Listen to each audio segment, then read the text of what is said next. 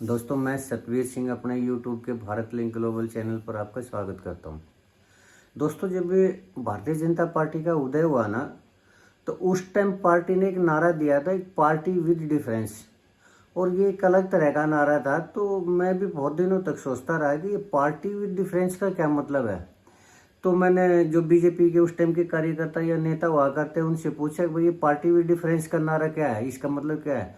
तो बहुत से कार्यकर्ताओं को तो उनको भी नहीं पता था कि पार्टी विद डिफरेंस का मतलब क्या है, कि भाई एक अलग तरह से पार्टी है। पार्टी जरूर है लेकिन और पार्टियों की तरह नहीं है। लेकिन फिर जो बड़े नेता थे मैंने उनसे पूछा तो उन्होंने कहा कि पार्टी विद डिफरेंस का मतलब ये है कि पार्टी के अंदर भ्रष्टाचार नहीं है। यानी अगर बीजेपी की सरकार आ गई, चाहे प्रदेश में या देश में, तो भ्रष्टाचार नाम की चीज नहीं होगी। तो ये तो दोस्तों बहुत अच्छी बात थी। मैं भी सोचा था ऐसी भी कोई पार्टी आई है जो भ्रष्टाचार को खत्म कर दे।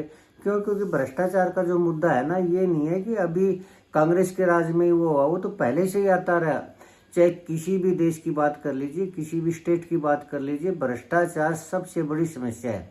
और अगर एक ऐसी पार्टी का उदय होता है कि जो भ्रष्टाचार को खत्म कर दे, तो ये तो एक सपने जैसी बात लगती है। खैर दोस्तों, कांग्रेस के राज में जब भ्रष्टाचार की अति होने लगी, इतने घोटाले होने लगे, खासकर हरियाणा की भी अगर हम बात करें तो हरियाणा के अंदर जब कांग्रेस की भूपेंद्र हुड्डा की या सेंटर के अंदर मनमोहन की सरकार थी, तो मनमोहन सिंह जी को तो बेशक आप ईमानदार कह लीजिए, लेकिन उन्होंने कभी भी किसी भी बेईमान के ऊपर, भ्रष्टाचार के ऊपर कोई कार्रवाई नहीं। कभी कौन क्या कर रहा है, कैसे पैसे खा रहा है, कितने खा रहा है, किस डिपार्टमेंट में करप्शन है, उनको कोई लेना देना नहीं था। और जब कॉमनवेल्थ घोटाला हुआ दोस्तों देश के अंदर, उस टाइम तो जो अति होती है ना, वो अति हुई थी भ्रष्टाचार की। कैसे 10-10 रुपए की चीज को हजार हजार रुपए में खरीदा गया। और सिर्फ कॉमनवेल्थ घोटाला ही नहीं, उसमें 2G घोटाला, कोल घोटाला, आदर्श घोटाला, इतने घोटाले हुए कि हर रोज कांग्रेस के राज के अंदर और खुद नेताओं द्वारा किए गए घोटाले सामने आने लगे। और वो भी सैकड़ों करोड़ के घोटाले आने लगे, हजारों करोड़ के घोटाले सामने आने लगे। तो लोगों ने सोचा कि इससे कैसे छुटकारा मिले, इस पार्टी से मिले या भ्रष्टाचार से मिले। तब नारा ये था कि पार्टी विद डिफरेंस। तो लोगों ने सोचा कि बीजेपी के राज में भ्रष्टाचार नहीं होगा।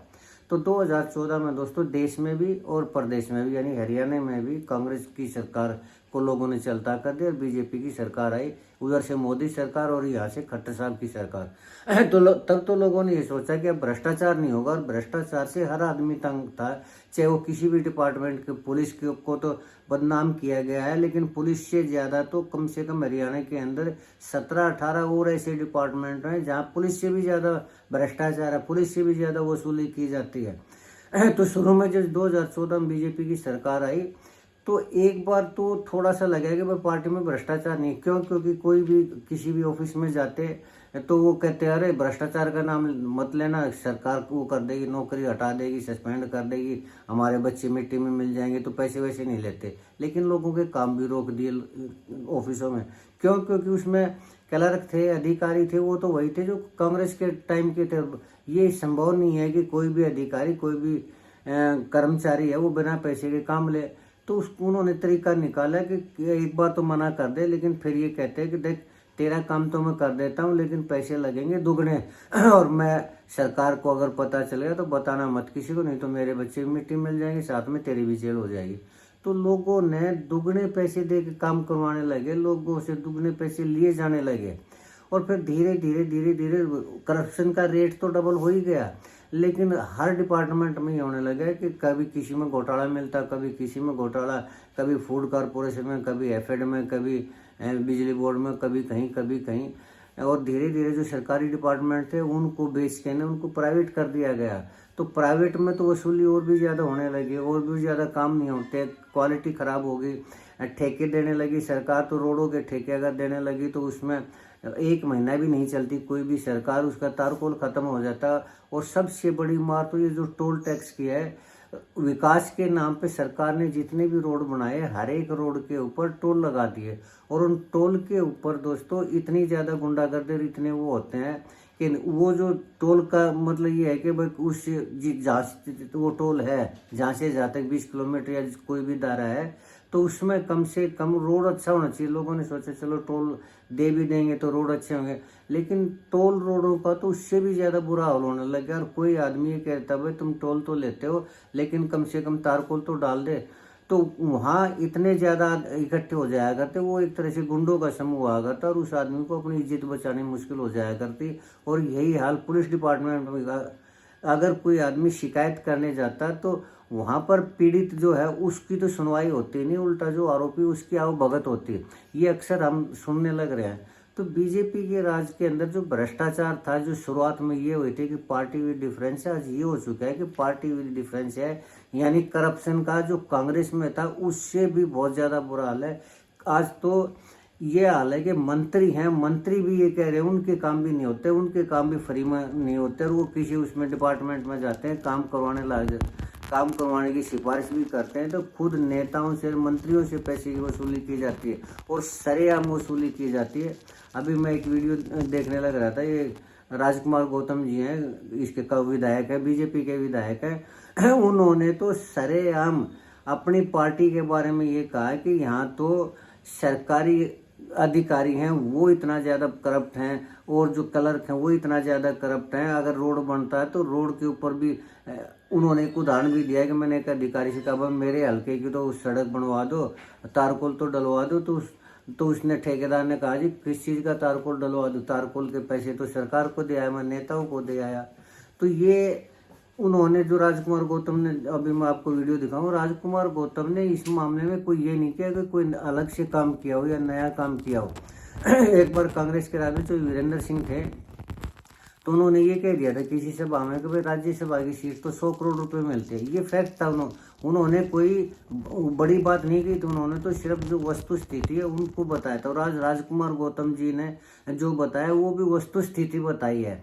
तो करप्शन का इतना ज़्यादा बुरा हाल के लोग किसी भी चीज़ से पीड़ित नहीं है जितने करप्शन से। बीजेपी के राज में तो क्राइम और करप्शन में प्रदेश के अंदर, प्रदेश है वो दुनिया ही लगा लीजिए नंबर 1 है। जितना करप्शन यहाँ है, जितना क्राइम यहाँ पर है, उतना किसी भी स्टेट के अंदर नहीं है, किसी भी देश के अंदर नहीं है। इससे पता नहीं कब छुटकारा मिलेगा। लेकिन मैं पहले आपको राजकुमार गौतम, बहुत दुख होता है जब देखता हूँ किसी दफ्तर में चला जाओ, क्लर्क है वो भी पैसे लेता है, अधिकारी है वो भी पैसे लेता है।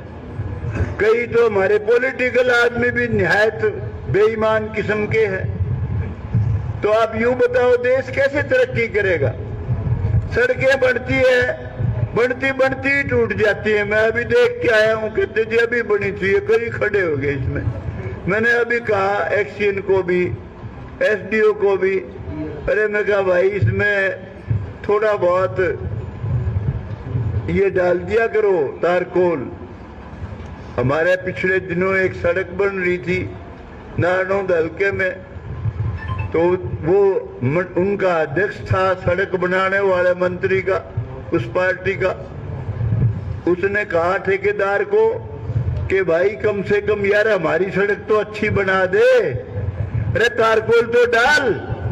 वो कहता तारकोल के पैसे तो पहले ही दे आया मैं, तारकोल कैसे डालूं? ये फैक्ट है दोस्तों। राजकुमार गौतम जी ने कोई नई बात नहीं कही है, या फिर राजकुमार गौतम जी ने अपनी पार्टी से कोई बगावत नहीं की है। ये तो कुछ ऐसे नेता होते हैं जो अपनी शराफत में कहिए या फॉलो में बोल जाते हैं और सरकार की पोल खुल जाती है। अदरवाइज जो वीरेंद्र सिंह ने कांग्रेस के टाइम में कहा था वो भी गलत नहीं था, और आज जो राजकुमार गौतम जी ने कहा है वो भी गलत नहीं है। करप्शन इतनी ज़्यादा, भ्रष्टाचार इतनी बड़ी बुराई है आज इसके अंदर कि वो क्राइम से भी ज़्यादा खतरनाक क्राइम हो चुका है। आप किसी भी दफ्तर में जाइए, जब तक पैसे नहीं देंगे तब तक आपका काम नहीं होगा, और पैसे देने के बाद भी किसी भी तरह की कोई गारंटी नहीं है कि आपका काम हो जाएगा। तो इसलिए राजकुमार गौतम जी को आज पार्टी के नेता निशाने पर ले रहे हैं, जबकि उन्होंने कोई नई बात तो कही नहीं। अगर राजकुमार गौतम जी को निशाने पर लिया जा रहा है तो कम से कम सरकार को भी चाहिए कि वो इस चीज़ को समझे कि भ्रष्टाचार किस हद तक फैल चुका है कि मंत्रियों को भी, विधायकों को भी ये कहना पड़ रहा है कि हाँ हमारी सरकार के अंदर भ्रष्टाचार है। तो इसके लिए कम से कम नायब सिंह सैनी जी को ध्यान देना पड़ेगा और इस छवि से बाहर निकलना पड़ेगा। जो डम्मी सीएम की उस छवि से बाहर निकलना पड़ेगा। और जो मनोहर लाल खट्टर जी हैं आज वो स्टेट के ऊपर ध्यान नहीं दे रहे, क्यों? क्योंकि सीएम तो चेहरा तो कोई और है, उनको तो मतलब नहीं है इसी से। मनोहर लाल खट्टर जी वो सीएम है नहीं, इसलिए वो इसके ऊपर ध्यान देंगे क्यों? वो तो अपने ट्रांसफरों पर ध्यान देते हैं और जो फैसले उनके ऊपर अपनी मर्जी चलाते हैं। लेकिन पब्लिक के अंदर क्या हो रहा है, कैसे हो रहा है, इस चीज़ से किसी को कोई लेना देना नहीं है। और मुझे लगता है न ही भविष्य में कोई होगा, क्योंकि करप्शन आज लोगों की उसमें जड़ में फैल चुका है। आज कोई भी पार्टी, किसी भी पार्टी की सत्ता है, करप्शन के खत्म होने की कोई भी संभावना नहीं है। तो दोस्तों आज के लिए इतना ही। मुझे उम्मीद है कि आपको मेरी ये बात पसंद आई होगी, वीडियो पसंद आई होगी। अगर आपको लगता है कि मैं ठीक कह रहा हूँ तो आपसे प्रार्थना करना चाहूँगा कि आप मेरे इस वीडियो को लाइक करें, शेयर करें, कमेंट करें दोस्तों। और अगर आपको लगता है कि मैं गलत बोल रहा हूँ तो भी मैं प्रार्थना करना चाहूँगा कि आप कमेंट जरूर करें, ताकि मैं अपने आप को करेक्ट कर सकूँ। आपने मेरा ये वीडियो देखा, एक बार फिर से आपका बहुत बहुत धन्यवाद। परमात्मा आपके घर में सुख शांति और समृद्धि दे। नमस्कार, जय हिंद।